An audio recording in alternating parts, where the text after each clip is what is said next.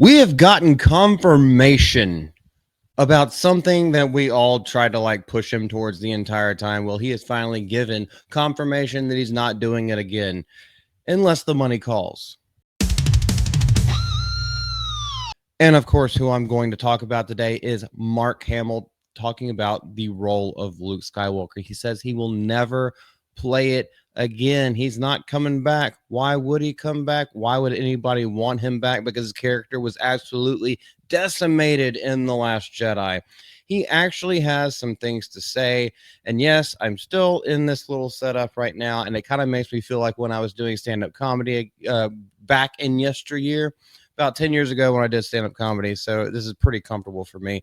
I know it's a little bit weird for y'all because I'm used to sitting down, but anyway, let's go straight into this little article that came out, this little peach fuzz of a thing. Mark Hamill rules out doing more Star Wars, and he explains why he's not interested in appearing in the upcoming Star Wars films, even as a Force ghost. Like I said before, your character was assassinated.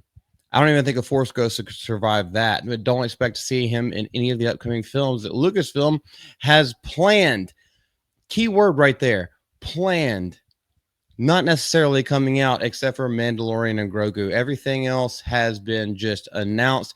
Maybe some things are moving forward, but they don't really necessitate Luke being a part of the story. The 73-year-old actor, has appeared in 5 live-action Star Wars films and made DH cameos in the Mandalorian TV series, where Theory cried. And I'm going to be real with you.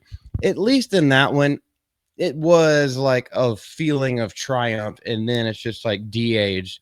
They did the same thing with Carrie Fisher after she was dead. I think it's a complete disgrace, because exactly what Rian Johnson did in The Last Jedi, they disgraced Luke Skywalker. They made all of the beautiful lore from the expanded universe completely mean nothing and made him a sad sack of a little. Listen. But he does agree with us in one way. He says it should be over. I'm so grateful to George Lucas, the only Star Wars creator, and he gave his blessing for the expanded universe, so I'm keeping that there. The expanded universe is always included whenever I talk about real Star Wars, for letting me be a part of that back in the day. The humble days, back when you were humble, when George called Star Wars the most expensive low-budget movie ever made. He said it in an interview with comicbook.com. He said this kind of crap to promote his new stuff. He's going into Stephen King adaptations. He doesn't give a crap about Star Wars anymore. Maybe he knows that it's dead. Maybe he knows that it died with him. Maybe he actually listens to people like us who talk about this all the time. But no, he listens to it and it eats at the back of his mind every night when he goes to sleep, because he keeps telling us to go force ourselves, bringing politics into Star Wars. Granted, in the prequel trilogy, they talked about politics a lot, but we're not here to debate that one way or the other. Politics change. Star Wars should have been forever, but Disney fucked it with a spiky cone. We never expected it to become a permanent franchise and a part of a pop culture like that. Yeah, and if you go back to interviews on TV with him and Carrie and I almost called him Han Solo, but Harrison Ford back in the day, those TV interviews, he was so exuberant, full of life, and just so happy about what was happening. He never expected it to be that way. Well, you know what we also didn't expect is he would become so iconic and then shit all over the fans. Go fuck off. You died in peace for yourself, not for us. But my deal is I had my time. I'm appreciative of that. And this is the part that really pisses me off. I really think they should focus on the future and all the new characters. If I could mic drop, I would. What the fuck is that? On the future and all the new characters. You talking about Andor, because that happens before your time, before the Battle of Yavin. So yes, it's a new character, but Tony Gilroy has also said that story's done, and it was culminated in Rogue One, the movie before they did the prequel, which is Andor, and it was actually well made. The new characters, Rey, are you kidding me? Ahsoka's gonna she's gonna outlive Yoda at this point, because the bitch can't die. And they just don't make anything good anymore. There is nothing with Star Wars that anybody is excited for in the least, much less the new characters. You see how those box offices just tanked and tanked and tanked and tanked, even to the point where nobody really cares about Luke. Baby, where's my lightsaber? And I don't even know if y'all can see this anymore. It's a cheap ass thing, and it's talking over me right now.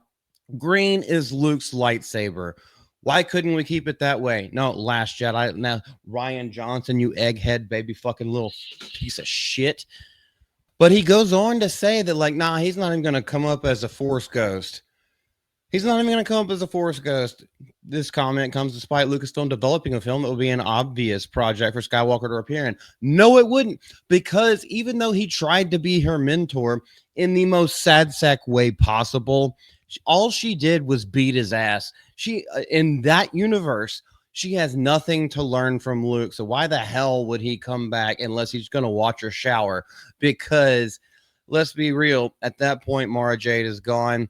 And with a little, the centerfold kind of thing that came out the other day, Daisy Ridley does have a little bit of a donker on her. The film is coming from Charmaine Obaid-Jonoy, though, and it picks up roughly 15 years after the events, and Skywalker follows Rey's efforts to build a new Jedi Order. Isn't that what Luke was doing? So it's just another instance of women taking credit for what better men, were doing before them. They can't do anything for themselves. They have to do it based on the backs of greater men than them. And that's why, in order to build Rey up, they had to tear Luke down. It's a story as old as time, and that's how you know you've lost an argument. That's how you know you've lost a storyline. That's how you know that you just sway in the wind, is when you can't do anything on your own merit. You have to rise on top of the backs of better people who have crumbled before you because you curb stomped them into the ground. Anyway, go fuck yourself, Mark Hamill. You're a piece of shit. Yeah, I hope I never see you again in anything Star Wars related. You still did a great Joker voice, but that's all I have to say for right now. Y'all have a great day. This is Malty from Alpha Malty, and we'll see you later. Bye-bye. I don't even know if y'all could see this shit anymore, but it keeps changing colors.